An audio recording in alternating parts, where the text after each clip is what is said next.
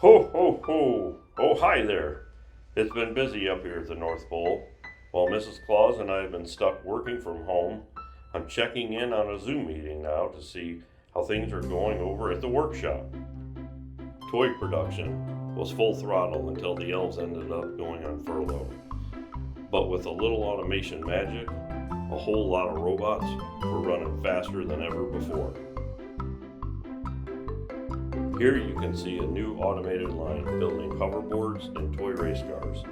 We have robots unloading parts from the injection mold machines onto index dials where the toys get assembled. Scara, 6-axis, and collaborative robots are where you can really see the magic at work. On the pack line, the boxes are built, loaded up, closed, and sealed. Then they go through the magic wrapping machine. Finally, each box gets a tiny bow perfectly placed with the only robot we have left, Fanuc M2000IA. The completed packages coming down the conveyor are dropped into my sleigh.